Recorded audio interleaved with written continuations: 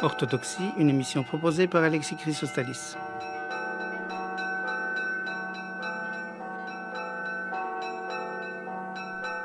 Chers amis, nous recevons aujourd'hui Paul Hubert Poirier, professeur d'histoire du christianisme ancien à l'Université Laval, au Québec, spécialiste de la littérature chrétienne orientale, pour parler des hérésies au 1er siècle chrétien. Monsieur Poirier, bonjour. Bonjour. Commençons, si vous voulez bien, par définir le mot hérésie. Le mot hérésie est un terme grec qui a une assez large signification. Le sens premier de ce terme évoque l'idée d'un choix ou d'une option. Alors, le terme, nous le trouvons employé au tournant de l'ère chrétienne pour désigner aussi bien une option politique, par exemple, qu'une option en faveur d'une philosophie ou d'un courant de pensée, ou encore lorsque Flavius Joseph, un historien grec du 1er siècle, veut expliquer à ses lecteurs gréco-romains ce que sont les pharisiens, les esséniens, les sadducéens. Il parlera de ces groupes-là en termes d'airésis, c'est-à-dire d'hérésie.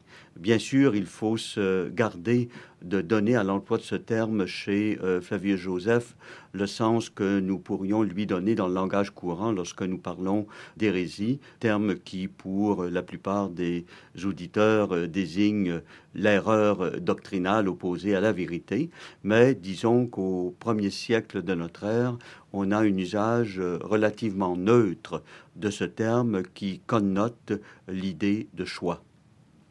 Un choix donc qui deviendra un choix doctrinal et à partir d'un moment un choix refusé, un choix condamné. Alors on va prendre, si vous voulez bien, l'histoire des premiers siècles chrétiens pour voir quand apparaît la première hérésie. À partir de quand on peut parler de la naissance de ce qui deviendra une hérésie? Disons tout d'abord que ce qui va devenir le christianisme, c'est-à-dire le mouvement des disciples de Jésus, qui est un mouvement qui naît en contexte juif, puisque Jésus, pour ses contemporains, apparaît comme un prédicateur, comme un maître de sagesse, ou plus spécifiquement comme une espèce de prophète, à l'instar de Jean-Baptiste. Donc, il regroupe autour de lui des disciples qui vont assurer la pérennité de son enseignement une fois Jésus disparu, et une fois aussi que dans la foi des disciples, Jésus est ressuscité et mandaté en quelque sorte ceux qui l'avaient suivi à transmettre sa doctrine. Bon. Alors, dès les toutes premières années d'existence de ce mouvement des disciples de Jésus, nous voyons apparaître diverses tendances, divers essais d'interprétation de son message, de sa personne, de ses actions. Il suffit de lire en parallèle chacun des 4 évangiles qui nous ont été conservés dans le Nouveau Testament, de lire par exemple les lettres de Paul ou encore celles de Jean pour constater à la simple lecture que tous ces textes, s'ils nous parlent du message de Jésus, s'ils annoncent la foi en sa résurrection, sont loin de le faire dans les mêmes termes et d'une façon identique. On peut dire qu'il est inhérent à l'existence même des toutes premières communautés chrétiennes une espèce de diversité doctrinale, diversité d'interprétation, mais toujours autour d'un noyau ferme de conviction qui est l'existence d'un Dieu unique et de son envoyé qu'il a ressuscité, Jésus. Est-ce qu'on peut dire que le christianisme, en ses premiers temps, aux yeux de la communauté juive, est une hérésie? Si on se place du point de vue de Flavius Joseph, on pourrait dire Joseph aurait très bien pu caractériser le groupe des premiers disciples de Jésus comme étant une hérésie, comme étant une hérésie, entre guillemets, au même titre que le groupe, par exemple, des pharisiens ou des sadducéens. D'ailleurs, quand Joseph parle de Jésus lui-même, Jésus de Nazareth, dans un texte qui, à vrai dire, prête à discussion chez les historiens, mais dont on peut considérer, me semble-t-il, que le noyau essentiel est authentique, il mentionne le fait que Jésus a été mis à mort sous Ponce Pilate, que ses disciples proclament qu'il est revenu à la vie, et ses disciples, nous dit Flavius à la fin du 1er siècle, continuent de perpétuer sa doctrine. Nous allons maintenant au sein de cette communauté chrétienne du 1er siècle. Vous avez dit qu'il y avait une diversité dès le début. Est-ce qu'on peut dire que dès le début, il y a des idées qui sont condamnées, et ceci de manière officielle, je dirais, de manière à exclure? Bon, alors, donc il y a une diversité de points de vue sur le message de Jésus, sa signification, sa portée, la nature, par exemple, de la résurrection des corps, de la résurrection des morts. Il suffit de lire le chapitre 15 de la première lettre aux Corinthiens pour prendre conscience de cette diversité. Donc, dès les débuts aussi, il y a certaines conceptions qui vont s'imposer de façon plus majoritaire, plus forte que d'autres. Et ceci va produire des conflits d'interprétation au sein des communautés.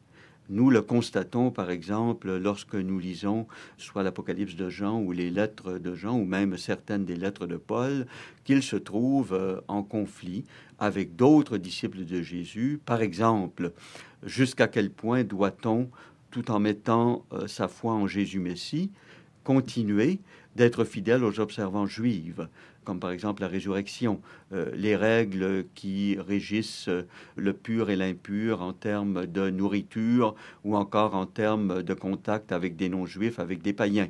Une autre façon de formuler cette question, est-ce que les non-juifs, les Grecs par exemple, pour devenir disciples de Jésus, doivent s'agréger d'abord au judaïsme pour ensuite entrer dans cette communauté. Donc vous avez là tout un ensemble de questions qui ne pouvaient pas faire autrement que de donner naissance à des conflits au sein de la communauté.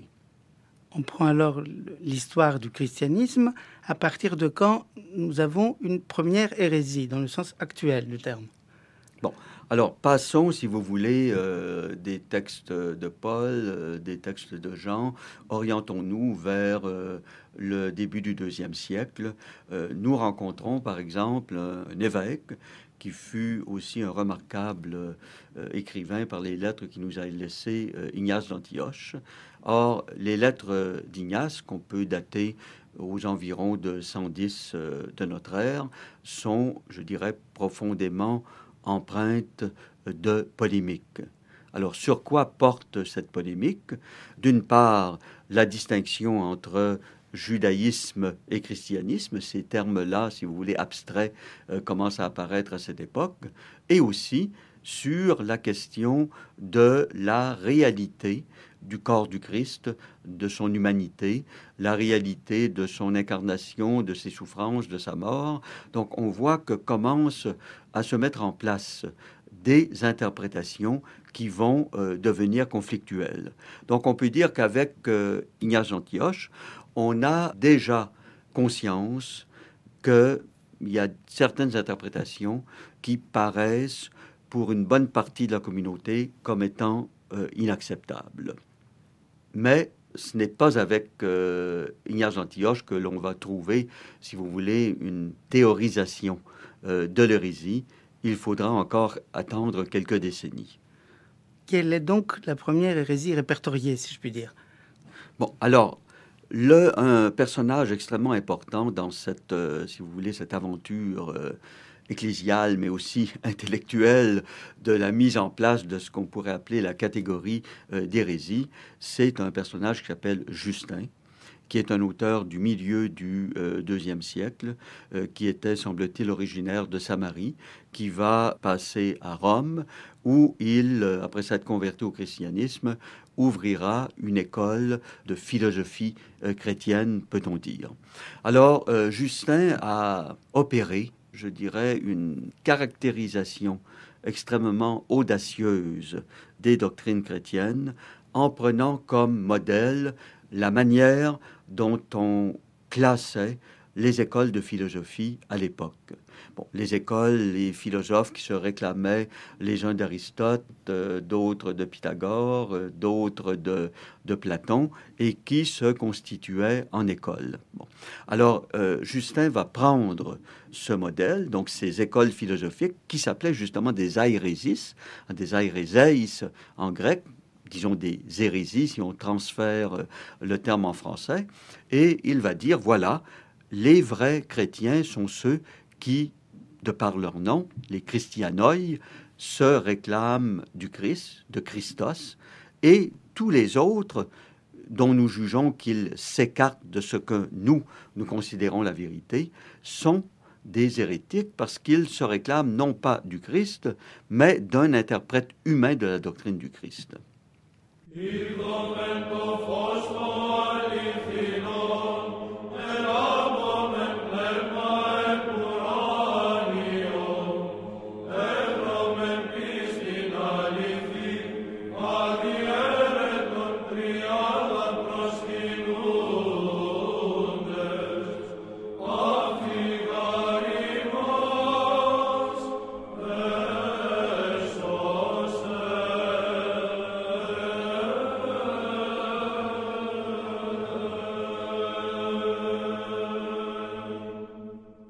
Donc, si on avance dans le christianisme, au sein même de cette religion, qui maintenant est définie comme une religion, quelle est la vraie hérésie? Qu'est-ce qu'on conteste? Bon, alors, je dirais qu'un des premiers théologiens chrétiens qui a été considéré à son époque par les chefs de communauté, les pasteurs, les évêques, par des théologiens comme Irénée ou comme Justin, comme un hérétikos, comme un hérétique, c'est Marcion. Alors, qui était ce Marcion? Il était originaire du Pont, d'Asie mineure. Lui aussi a été attiré par Rome et venu s'y installer en 144 de notre ère. Et qu'est-ce que Marcion enseignait? On peut dire, pour résumer, que la doctrine de Marcion, c'est la doctrine de Paul poussée à l'extrême. Bon. Alors, Paul, dans ses lettres, a proclamé que pour devenir disciple du Christ, de Jésus ressuscité, il n'était pas nécessaire de se faire juif. Alors Marcion ira jusqu'à dire que la révélation juive consignée dans ce que nous appelons l'Ancien Testament est désormais périmée. Elle est non seulement périmée, elle est l'expression d'un Dieu certes juste, mais d'un Dieu inférieur et secondaire, le Dieu créateur, le Dieu des Juifs, alors que Jésus viendrait nous révéler celui qu'il appelle le Dieu caché, le Dieu non plus de la justice seule, mais de la miséricorde, le Dieu qui ne proclame plus la loi du talion, mais qui dit il faut même aller jusqu'à aimer ses ennemis. Donc Marcion va instaurer une espèce de clivage, de coupure entre la révélation juive et cet évangile nouveau apporté par Jésus. Bon. Alors Marcion va poser un problème absolument crucial aux pasteurs des églises chrétiennes. Quel accueil faire à la révélation juive au sein de l'Église chrétienne? Comme nous sommes obligés d'avancer, en un mot peut-être la réponse de l'Église à la question posée par Marcion pour avancer à la gnose qui est une grande... Alors, la réponse qu'apportera Justin, mais elle sera, je dirais, complétée de façon remarquable par Irénée de Lyon à la fin du IIe siècle, sera de proclamer d'abord l'unité de Dieu, le Dieu créateur, révélateur et sauveur n'est qu'un. Le Dieu d'Abraham est le même que le Dieu de Jésus. Donc, unité de Dieu, unité des Écritures, les Écritures anciennes, l'Ancien Testament, les Écritures juives, trouvant leur point d'aboutissement dans la révélation chrétienne, et l'unité aussi du plan du salut, qui se déploie depuis le premier Adam jusqu'au nouvel Adam, le Christ. Alors, Irénée va déployer cette synthèse, bien sûr, à l'encontre de Marcion, mais aussi à l'encontre de ceux que nous appelons aujourd'hui les gnostiques, qui proclamaient une doctrine, le grec gnosis, qui instaurait une coupure assez radicale entre le monde dans lequel nous vivons, qui serait le fruit d'une déchéance du monde supérieur, et ce monde supérieur d'un Dieu caché, en quelque sorte. Donc, une structure assez semblable à celle de Marcion, même si elle ne lui est pas identique. Et donc, certains de ces gnostiques vont opérer une réinterprétation fondamentale des Écritures juives, y compris des récits de création, pour montrer que la création telle que nous la lisons dans la Genèse est, en fin de compte, une opération manquée, en quelque sorte. C'est cette création dans laquelle nous sommes prisonniers et dont la gnose nous révèle. Ce qui va forcer Irénée de Lyon, à la suite de Justin, mais comme ceux qui le suivront, à affirmer de façon très forte, mais aussi avec des arguments, non pas simplement comme une affirmation, à affirmer cette continuité du dessein de salut depuis la création jusqu'à la rédemption accomplie dans le Christ. Donc on peut dire que c'est dans cette période qui va de Justin 150 de notre ère à Irénée de Lyon, fin du IIe siècle, que se met en place une notion d'hérésie proprement dite, donc une notion qui est héritée de la philosophie grecque, que l'on va faire passer en christianisme pour désigner ceux que l'on considère comme tenant des doctrines inacceptables pour la majorité des chrétiens et de leurs pasteurs à l'égard du Christ et des Écritures. C'est peut-être le moment de rappeler que Irénée a mis toute cette science, je dirais, dans une œuvre monumentale qui est peut-être une première étude dogmatique complète du christianisme, que nous appelons Contre les hérésies, et que l'on peut trouver en français, d'ailleurs traduite en entier dans un volume paru au Cerf, et évidemment aussi par volume critique dans la collection des sources chrétiennes pour avoir le texte grec aussi. Mais on trouve le français tout seul. Alors, si vous voulez, on avance au manichéisme. Oui, alors le manichéisme, c'est une réalité que l'on identifie parfois à la gnose, mais qu'il faut, à mon avis, distinguer soigneusement. Pourquoi? Parce que le manichéisme n'est pas une hérésie née au sein du christianisme, mais c'est une religion autonome, sui generis, qui naît vers le milieu du IIIe siècle, de la révélation qu'aurait reçue un personnage, semble-t-il, élevé au sein du judaïsme qui s'appelle Mani, et qui va concevoir un projet de religion, de révélation universelle, destiné, nous dit Mani lui-même, à remplacer les révélations de Bouddha, de Zoroastre et de Jésus. Donc une espèce de religion universelle. Mais Mani va intégrer dans sa religion, et pour exprimer le mythe manichéen, énormément d'éléments empruntés au judaïsme et aussi au christianisme, puisque les manichéens en Occident, et Augustin en sera pendant 10 ans, les manichéens se présenteront comme les veri christiani, les vrais chrétiens. Et d'ailleurs, Mani lui-même introduit toujours les lettres qu'il envoie, Mani, apôtre de Jésus-Christ, à la manière de Paul, bien sûr. Donc, avec le manichéisme, nous avons une religion qui doit être distinguée du christianisme, mais qui s'est en quelque sorte développée parallèlement et souvent en confrontation avec le christianisme. Et le manichéisme d'Occident va aussi adapter des modes d'expression qui seront empruntés au christianisme. Mais la recherche récente a bien montré que l'élément chrétien, la référence à Jésus, entre autres, au sein du manichéisme, est quelque chose de fondamental et qui remonte à Mani lui-même. Et pas seulement, comme on l'avait pensé au XIXe siècle, disons un vernis superficiel que le manichéisme aurait reçu en Occident seulement.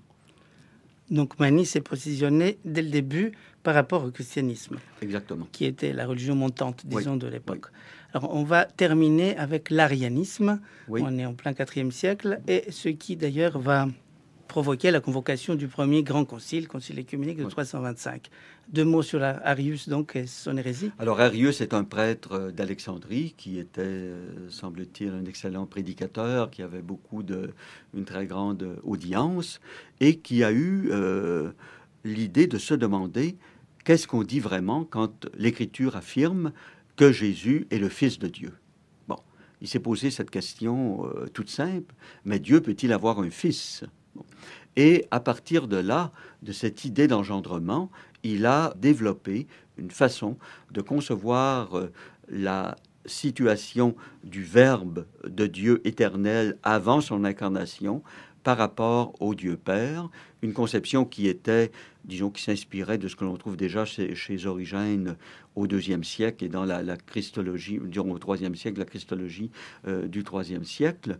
Et il va dire que, puisque le Fils est engendré et que Dieu est non fait, non créé, inengendré, il ne peut pas être dit Dieu au même titre que le Père. Donc il va poser une séparation assez radicale entre le Fils comme second principe, si on prend les catégories de la philosophie de Plotin, et le Père comme premier principe. Alors, en réaction à cela, les évêques vont être contraints à préciser ce que l'on veut dire quand le Christ est Fils de Dieu, et de préciser en quoi consiste la génération du Verbe, la génération du Fils, quand nous l'appliquons à Dieu. Donc ce sera une provocation extrêmement importante, grave, mais aussi extrêmement fructueuse pour la théologie chrétienne. Pour terminer, peut-être 1 ou 2 ouvrages à lire. Peut-être, vous avez, comme vous-même, vous avez travaillé avec Jean-Pierre Maé sur un ouvrage paru dans la collection de la Pléiade. En parler peut-être en 1 minute. Oui, alors en 2007, nous avons publié un ouvrage qui s'appelle Écrits gnostiques, qui rassemble une grande partie de cette littérature que l'on peut qualifié aujourd'hui, si vous voulez, d'hérétique, et que les auditeurs trouveront facilement, sinon en librairie, du moins en bibliothèque. Et puis il faut dire aussi que vous avez travaillé sur les écrits de Nag-Hammadi, cette bibliothèque extraordinaire gnostique, découverte au XXe siècle en Égypte. Oui, ce qui veut dire que maintenant nous ne sommes plus dépendants uniquement de ceux qui ont réfuté et combattu les gnostiques. Nous pouvons lire leur propre production pour nous faire une idée de leur pensée, de leur théologie, et constater que la théologie chrétienne des pères de l'Église ne serait pas ce qu'elle est devenue si elle n'avait pas eu à dialoguer de façon parfois un peu violente avec les gnostiques ou d'autres penseurs qui avaient des conceptions différentes. Donc les hérétiques sont à l'origine de plusieurs écrits polémiques de la part des pères de l'Église, mais qui sont quand même à l'origine eux-mêmes de la rédaction du dogme. Il ne faut pas oublier non plus que ceux que nous appelons hérétiques étaient à leur époque des chrétiens parmi d'autres, et à une époque au IIe et IIIe siècle où les conciles n'avaient pas encore eu lieu, où il n'y avait pas, si vous voulez, tout un bagage de définitions et de normes qui pouvaient servir de point de repère. Monsieur Poirier, merci beaucoup. C'était donc Église et hérésie au 1er siècle chrétien avec Paul-Hubert Poirier. Notre prochaine émission, ce sera le dimanche 12 août. Ce sera une rediffusion de l'émission du 25 mars 2012 avec les moine Macaire du monastère de Simonos-Petra, et ce sera sur l'Annonciation, seconde création. Ainsi prend fin Orthodoxie, une émission sous l'égide de l'Assemblée des évêques orthodoxes de France proposée par Alexis Chrysostalis. Chargé de réalisation, Sylvie Migaud. Prise de son, Jean-Michel Bernot. Notre adresse, Orthodoxie, Radio France, France Culture, 116 avenue du Président Kennedy, 75 220 Paris CEDEX 16. Vous pouvez réécouter et télécharger cette émission sur le site franceculture.fr.